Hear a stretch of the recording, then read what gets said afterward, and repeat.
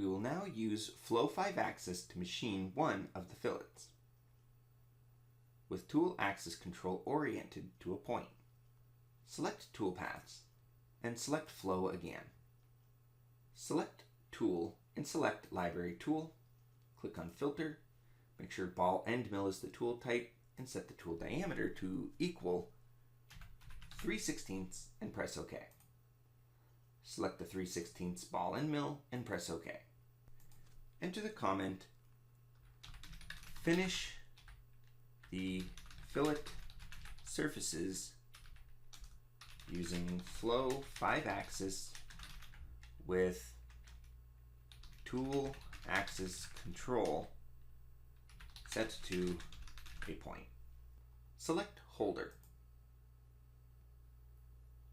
Scroll through the list and select the C4 C3-0025 holder. Select Cut Pattern. Then click on Select Surfaces. Select this surface. Then press Enter. Zoom in and toggle the options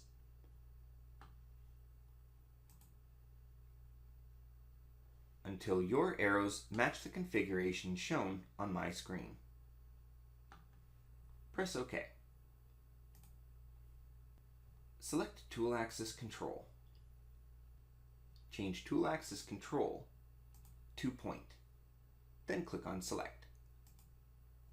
Press Alt-S if necessary to unshade the part. Change your view to isometric and then zoom in on this area. Select this endpoint at the bottom of this line. Leave the rest of the values at their default. Expand Tool Axis Control and select Limits. Select Z-axis and change the maximum to 55 and change Limit Actions to modify motion that exceeds limits. The minimum and maximum values represents a cone generated around the selected axis. The axis rotation will be limited to the two values. Changing Limit Actions to Modify modifies the tool vectors that fall outside the range of the set axis limits. The tool axis will be set to the maximum when it exceeds the maximum or the minimum when it falls below the minimum value. Select Collision Control, then click on Check Surfaces. Zoom out and reshade the geometry.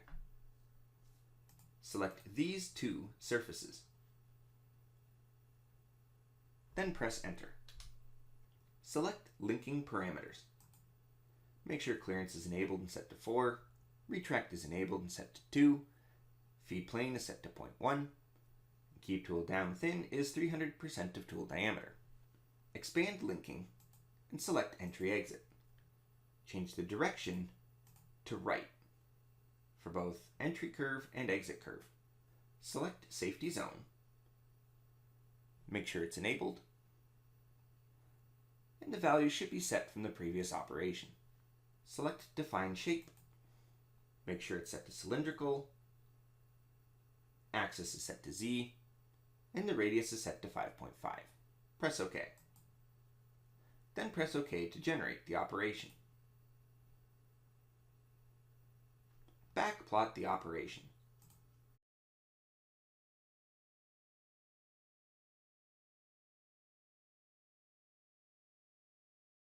When backplot is finished, press OK.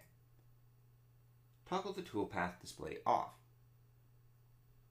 Select Machine, and then click on Run Machine Simulation.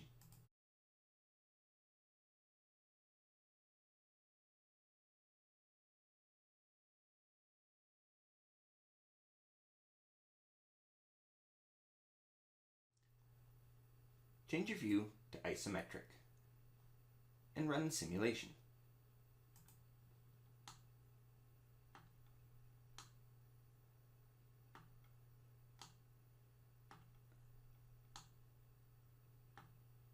If you would like, you can slow it down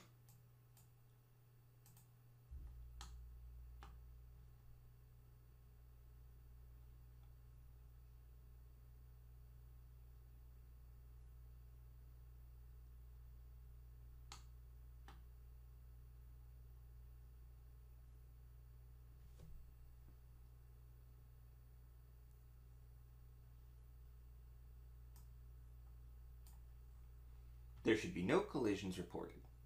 Close the machine simulation window.